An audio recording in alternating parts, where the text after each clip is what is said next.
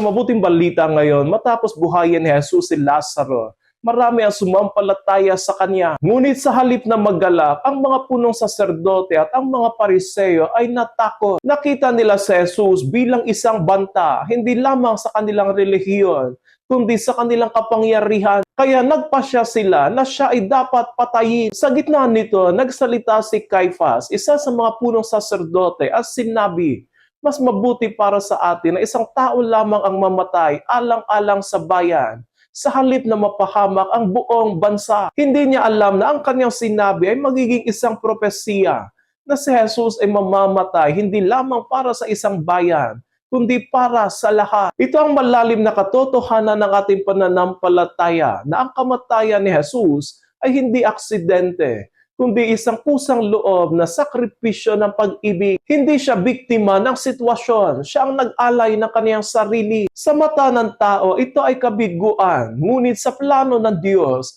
ito ay ang daan ng kaligtasan. Sinabi nga ni Jesus na walang hihigit sa pag-ibig ng taong nag-aalay ng kanyang buhay, alang-alang sa kanyang kaibigan. Sa ating buhay ngayon, madalas nating iniiwasan ang sakripisyo. Gusto natin ang komportableng pamumuhay, ang madali, ang walang sakit. Ngunit ipinapakita sa atin ng mabuting balita na ang tunay na pag-ibig ay laging may kasamang pag-aalay. Hindi man ito kailangan laging malaki, ngunit araw-araw ay tinatawag tayo sa mga maliliit na sakripisyo, gaya ng pagpapatawa sa mga nagkakasala sa atin, pagtulong sa mga nangangailangan, at higit sa lahat, pagmamahal sa mga taong hindi kayang magmahal pabalik. Mga kapatid, ang paanyaya sa atin ngayon ng mabuting balita ay tanggapin ang pag-ibig na ibinigay ni Kristo at isabuhay ito sa araw-araw nating pamumuhay, sapagkat ang tunay na pag-ibig ay hindi lamang nararamdaman.